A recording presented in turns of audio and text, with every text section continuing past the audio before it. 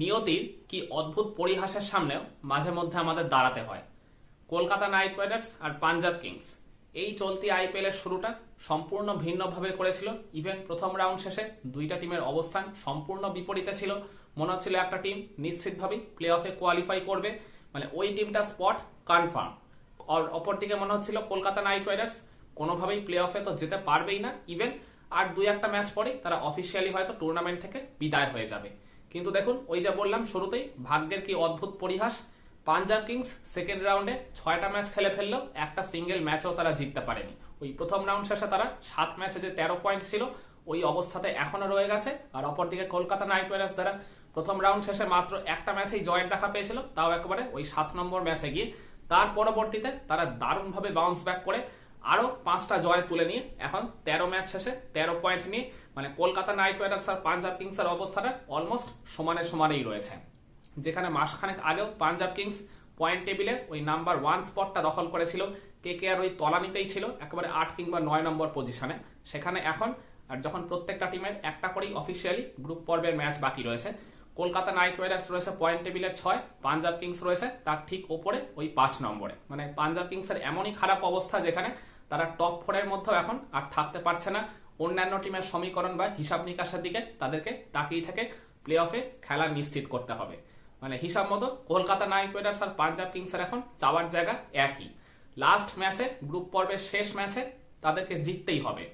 Kolkata night রাইডার্সের হারাতে হবে দিল্লি ক্যাপিটালসকে, অপরদিকে পাঞ্জাব কিংসের যে লাস্ট ম্যাচ রয়েছে লখনৌ সুপার জায়ান্টসের এগেনস্টে, ওই পাঞ্জাব কিংসকেও কিন্তু লখনৌকে হারাতেই হবে। সেটা যে কোনো ব্যবধানে হোক, যত বড় মার্জিনেই হোক না কেন। তবে কলকাতা নাইট রাইডার্সের জয়ের মার্জিনটা একটু বড় হলে ভালো হয়, কারণ পাঞ্জাব কিংস আর কলকাতা নাইট রাইডার্স যেহেতু একদম সিমিলার অবস্থানে রয়েছে, দুইটা টিমই 13 পয়েন্ট নিয়ে আর কি দাঁড়িয়ে রয়েছে, সেই কারণে আর একটা স্পটই যেহেতু বাকি রয়েছে, নেট রান রেটের সমীকরণটা কিন্তু ওই প্লে অফে কোয়ালিফাই করার ক্ষেত্রে একটা এক্স ফ্যাক্টর হয়ে দেখা গেলেও যেতে পারে।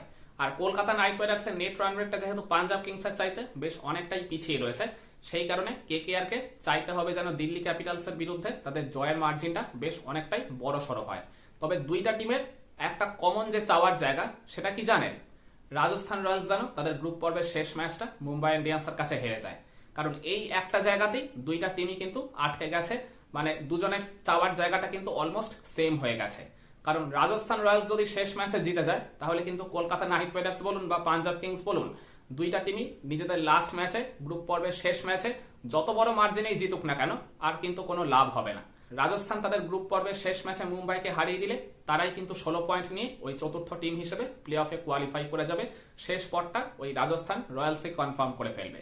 সেই কারণে কলকাতা নাইট রাইডার্স আর পাঞ্জাব কিংস, যারা এক মাস আগেও মানে একেবারে সাপে নেউলে সম্পর্ক হওয়ার তো অনেক দূরের বিষয়, মানে তারা দুইটা ভিন্ন মেরুতে অবস্থান করছিল, একজন নর্থ পোলে থাকলে আরেকজন সাউথ পোলে অবস্থান করছিল, মানে দুইটা টিমকে সম্পূর্ণ ভিন্নভাবে দেখছিল আইপিএল এর ফ্যানেরা। তারাই কিনা এমন একটা পজিশনে এখন দাঁড়িয়ে রয়েছে যেখানে তাদের প্লে অফে কোয়ালিফিকেশনটা একেবারেই নিশ্চিত নয়। অন্য টিমের সমীকরণ বা হিসাব নিকাশের দিকে তাকিয়ে থাকতে হচ্ছে, কিংবা তাদের চাওয়ার জায়গাটা এখন পুরোপুরি সেম বললেও ভুল বলা হবে না। রাজস্থানের হারের জন্য তাদেরকে প্রার্থনা করতে হবে। আর শুধু এইটা প্রার্থনা করলেই হবে না, রাজস্থান যাতে একটু বড় মার্জিনে অন্তত হারে, অন্তত রান সংখ্যা নিরিখে যদি হয় 25 বা 30 রানের ব্যবধানে যাতে মুম্বাই ইন্ডিয়ান্সের কাছে হারে, সেই পার্টিকুলার বিষয়টাও কিন্তু চাইতে হবে এই কলকাতা নাইট রাইডার্স আর পাঞ্জাব কিংসকে। তবে চেন্নাই সুপার কিংস আর দিল্লি ক্যাপিটালসকে নিয়ে মাথা ব্যথার খুব একটা কারণ বা প্রয়োজন আছে বলে আমি একেবারেই মনে করি না এই কেকেআর আর পাঞ্জাব কিংসের। কারণ ওই দুইটা টিম সর্বোচ্চ 14 পয়েন্টে পৌঁছতে পারবে, আর কেকেআর আর পাঞ্জাব কিংস যদি তাদের গ্রুপ পর্বে লাস্ট ম্যাচে জিতে যায়, তাহলে তারা ম্যাক্সিমাম 15 পয়েন্টে পৌঁছতে পারবে। তো পয়েন্ট সংখ্যার বিচারে মানে লাস্ট ম্যাচগুলোতে এই চারটা টিম যদি জয় পায়, তাহলে চেন্নাই সুপার কিংস আর দিল্লি ক্যাপিটালসকে কিন্তু ছিটকে যেতেই হবে। আর তার থেকেও বড় কথা, দিল্লি ক্যাপিটালসের শেষ ম্যাচ রয়েছে কেকেআর এর এগেনস্টেই, মানে এই ম্যাচটা কিন্তু এক প্রকার অঘোষিত কোয়ার্টার ফাইনাল বললেও ভুল বলা হবে না। তো কি মনে করেন আপনারা, রাজস্থান রয়্যালস কি তাদের গ্রুপ পর্বের শেষ ম্যাচে মুম্বাই ইন্ডিয়ান্সকে হারিয়ে আর এই সব সমীকরণের মারপ্যাচ, নেট রান রেট, হিসাব নিকাশ, এই সব কিছুর ঊর্ধ্বে গিয়ে তারাই কি সরাসরি চতুর্থ টিম হিসেবে প্লে অফে কোয়ালিফাই করে যাবে কেকেআর আর পাঞ্জাব কিংসের সমর্থকদের হৃদয় ভেঙে? নাকি রাজস্থান রয়্যালস শেষ ম্যাচে অদ্ভুতভাবে হেরে গিয়ে হলেও কেকেআর আর পাঞ্জাব কিংসের ওই প্লে অফে কোয়ালিফাই করার আশাটা স্টিল বাঁচিয়ে রাখবে বলে আপনারা মনে করেন?